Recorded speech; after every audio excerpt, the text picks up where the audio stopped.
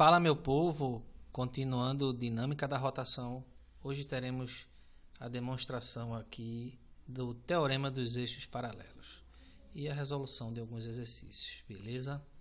Vamos embora.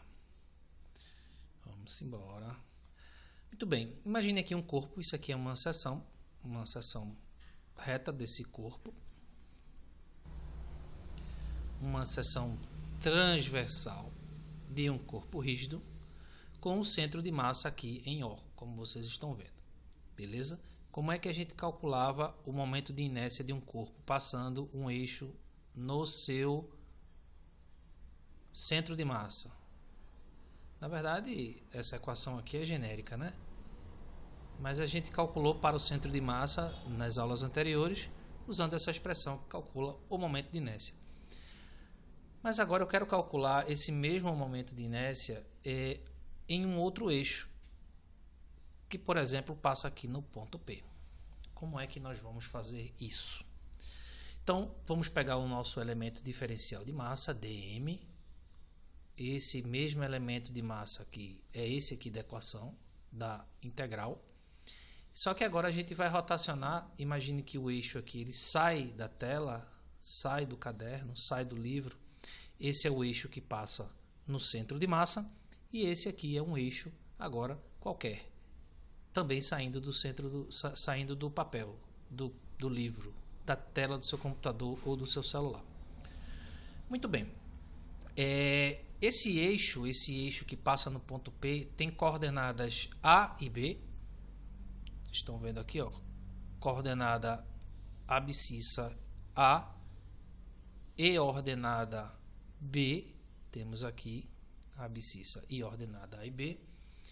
E o elemento diferencial de massa tem coordenadas x e y.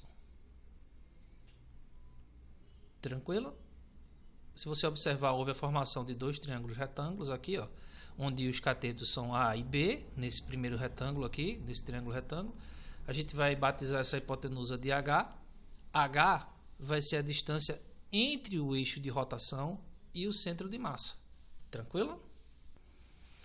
Então, pessoal, o momento de inércia, né, do corpo em relação ao eixo que passa por P vai ser dado por I igual a R ao quadrado dm, onde R, olha só quem é R aqui. Ó. R vai ser a hipotenusa desse outro triângulo que também é retângulo, cujos catetos valem x menos A e y menos B. É só observar aqui, ó, esse segmento vai ser esse ponto x menos A e esse segmento aqui vai ser y menos B. Vamos lá. Quem é então R ao quadrado? Né? Vamos fazer essas duas anotações. Ó. R ao quadrado vai ser igual a x menos A ao quadrado, teorema de Pitágoras, aplicado aí a esse primeiro triângulo retângulo. E aqui eu já vou colocar aqui que H também, ó, H ao quadrado vai ser igual a A ao quadrado mais B ao quadrado, certo?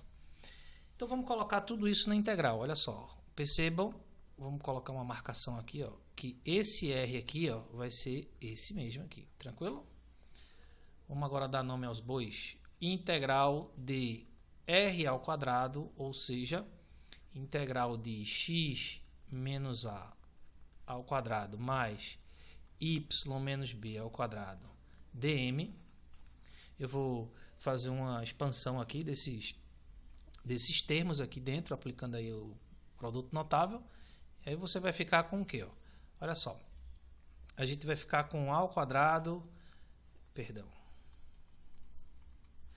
quadrado do primeiro, né, como vocês sabem, menos duas vezes o primeiro pelo segundo, mais o quadrado do segundo, mesmo esquema aqui, ó, y ao quadrado menos duas vezes yb mais b ao quadrado, dm.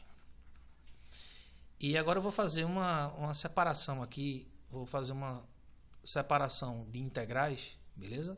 Eu vou desmembrar aqui essa integral desses termos aqui para simplificar essa equação. A gente vai ter, né, que a integral da soma ou da diferença, né, é a soma ou diferença das integrais. É uma propriedade aí das integrais indefinidas. Beleza de Creusa? Vamos embora.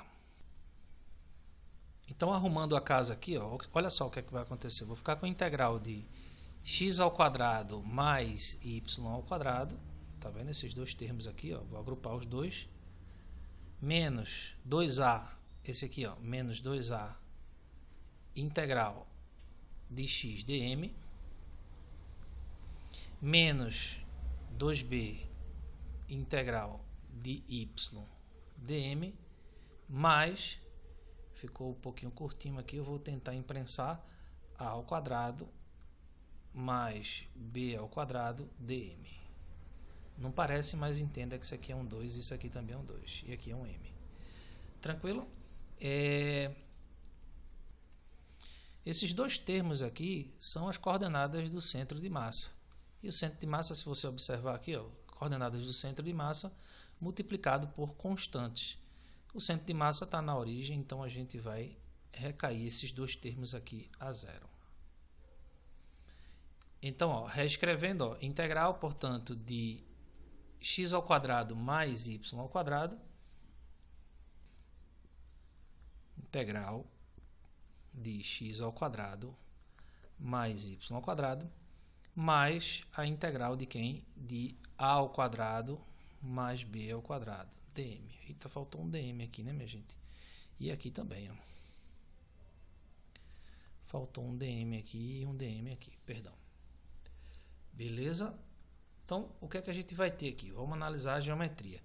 Esse x ao quadrado mais y ao quadrado, ó, se você observar, o x é esse cateto, vai surgir um novo triângulo aqui. Deixa eu traçar aqui a hipotenusa dele. Então, ó, perceba que aqui eu tracei agora aqui uma reta verde, um segmento de reta verde, que representa a hipotenusa deste triângulo aqui. Estão vendo esse mais um triângulo retângulo? Então, essa hipotenusa aqui eu vou batizar de R maiúsculo. E o que seria esse R maiúsculo? A distância do nosso elemento infinitesimal de massa até o centro de massa do corpo. Então, ó, no lugar, olha só, no lugar de colocar x ao quadrado mais y ao quadrado, eu vou substituir isso tudo por R ao quadrado dm, R maiúsculo.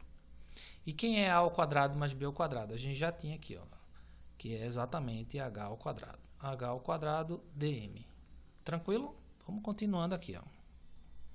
Para finalizar, se vocês observarem, ó, o que é esse R ao quadrado dm? A distância aqui do elemento infinitesimal de massa até o centro de massa, ó, R ao quadrado dm, é exatamente o nosso centro de massa, ou o nosso momento de inércia em relação ao centro de massa. A gente vai chamar aqui de ICM. E aqui eu vou ter o quê? Ó? Como é que eu resolvo essa situação? Qual a integral aqui de dm? A integral de dm, né? Esse h ao quadrado ele sai. E a integral de dm é a massa total do corpo. Então eu vou ficar com h ao quadrado multiplicado por m. Então, galera, isso aqui é a demonstração do teorema dos eixos paralelos. Tranquilo? A gente calculou lá o momento de inércia para o centro de massa na primeira ocasião. A gente calculou esse momento de inércia em relação ao centro de massa. E agora a gente está calculando o momento de inércia em relação a um eixo qualquer. Desde que, obviamente, ele seja paralelo, né? Como o nome já está dizendo, teorema dos eixos paralelos. Beleza? Então você vai pegar o momento de inércia conhecido, né? Aquele tabelado, por exemplo, se for uma daquelas figuras que a gente viu. H, quem é H? Você tem que guardar isso aqui no fundo do coração. A distância do eixo, do novo eixo que você quer calcular, ao centro de massa, a distância perpendicular, e aqui eu tenho uma massa total do corpo. Tranquilo? Vamos fazer exercício, que a gente fica com conhecimento mais sólido, né, quando a gente resolve as contas. Vamos lá, a figura 1034A, mais uma vez, estamos resolvendo o livro Fundamentos de Física, o Halliday e Resnick, da 10ª edição. Na verdade, essa questão aí está em várias edições.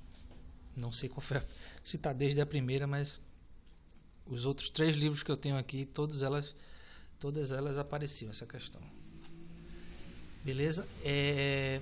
Então, ó, um disco que pode girar em torno de um eixo perpendicular, vejam que esse eixo aqui não necessariamente está no centro, né? Não necessariamente está no centro de massa. Vamos lá? De um eixo perpendicular à sua face a uma distância h do centro do disco. Está aqui o centro do disco.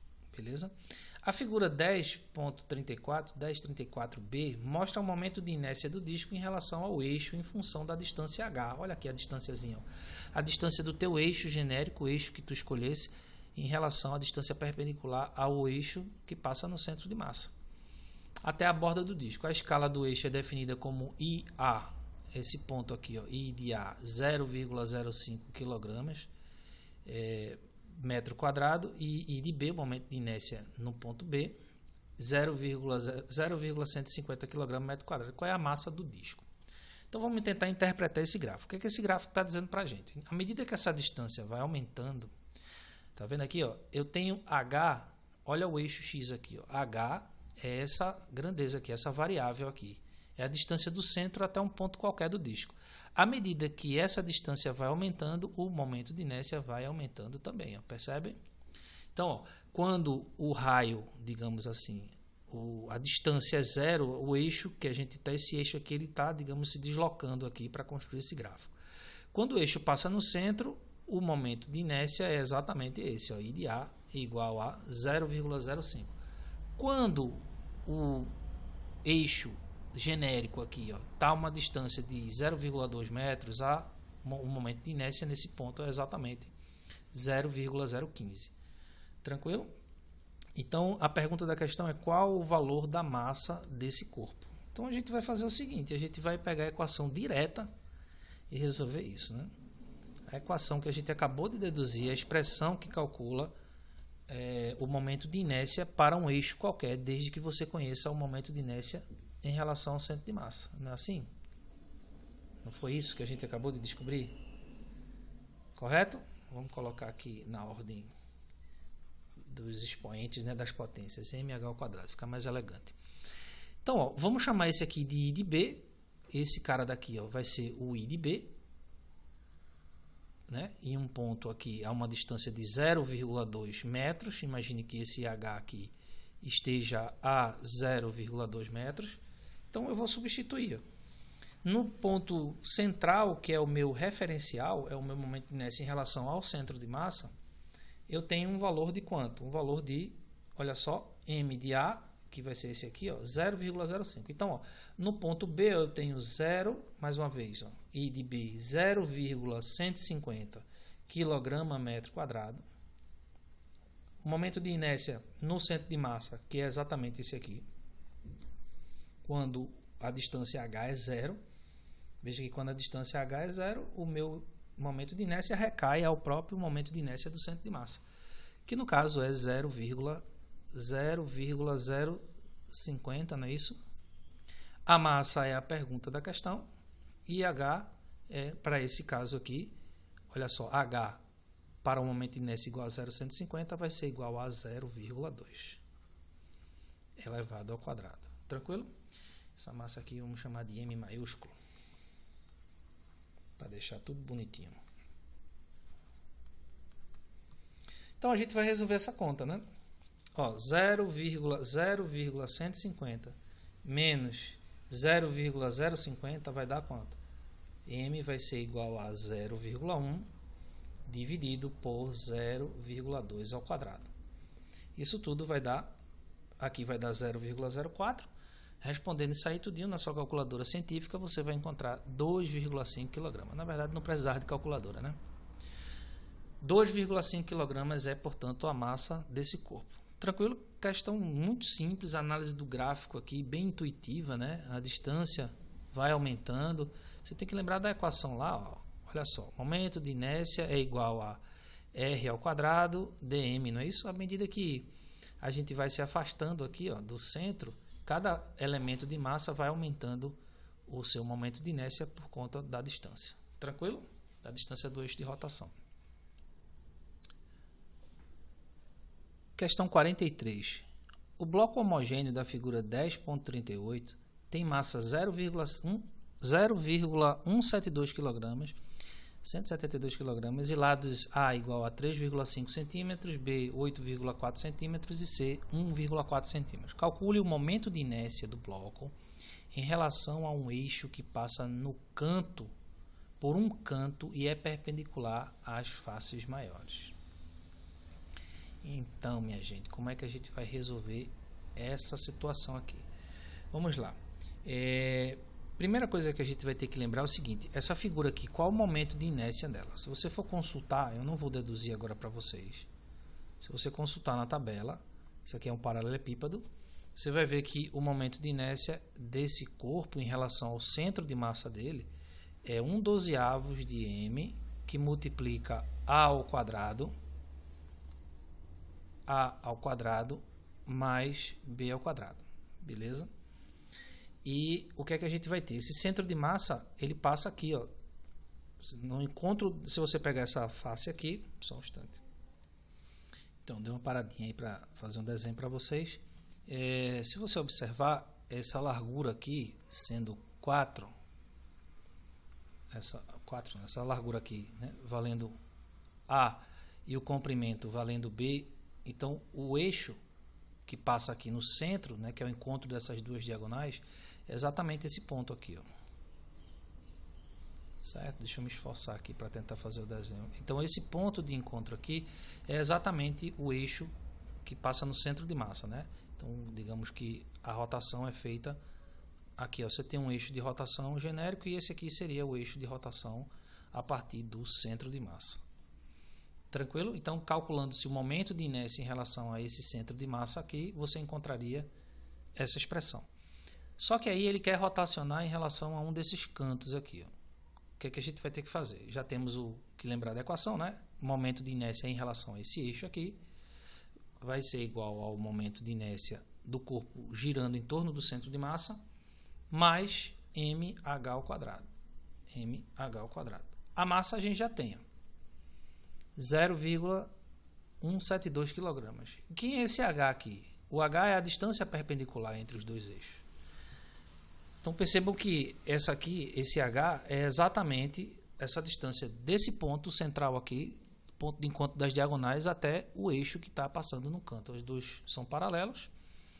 E aí você vai ter que a distância h é exatamente o quê?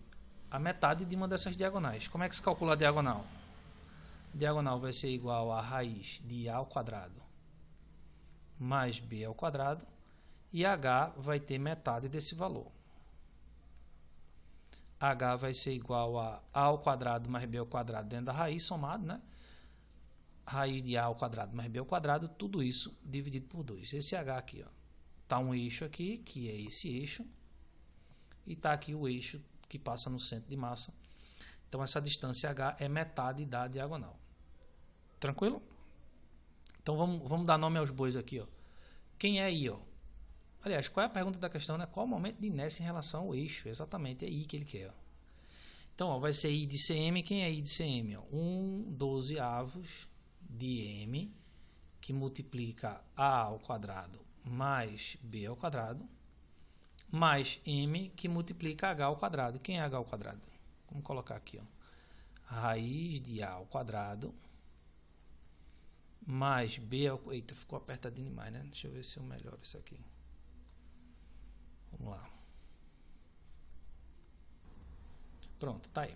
Isso tudo elevado ao quadrado, olha só. H tá aqui, ó, minha gente. Olha H. Olha H aqui, ó.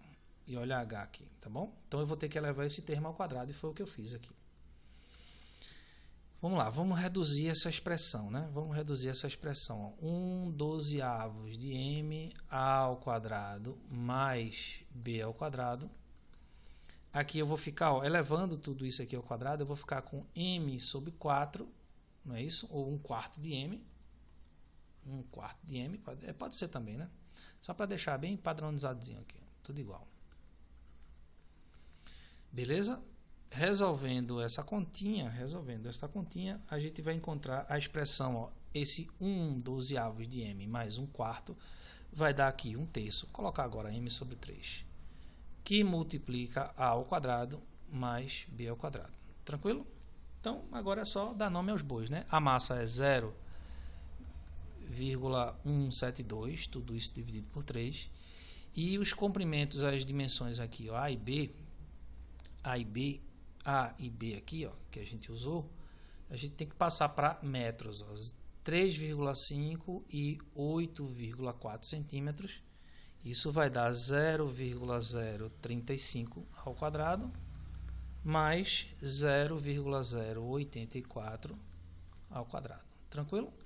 Resolvendo essa conta aí, você vai encontrar esse valor, 4,7 vezes 10 elevado a menos 4 kg/m². Tranquilo? Então, mais uma vez, para se calcular o momento de inércia em um eixo genérico qualquer, eu precisarei do momento de inércia que passa no centro, mais m vezes h ao quadrado, onde h é a distância entre o eixo que passa no centro de massa, a distância perpendicular entre o eixo que passa no centro de massa e o seu eixo genérico, né, o que você escolheu calcular a rotação a partir disso. Tem uma pergunta aí que eu sei que muita gente deve estar se fazendo: por que não se usou aqui essa espessura, né? Que na verdade isso aqui é um paralelepípedo. Para o cálculo do momento de inércia, se você calcular o momento de inércia de um paralelepípedo como esse aí, é o mesmo de calcular de uma chapa, né, extremamente fina, uma chapa delgada. Se você tem uma massa distribuída nessa figura aqui, mas sendo esse C também muito pequeno, a equação para o cálculo dá o mesmo, só depende das dimensões A e B, desse plano aqui. Em C, não.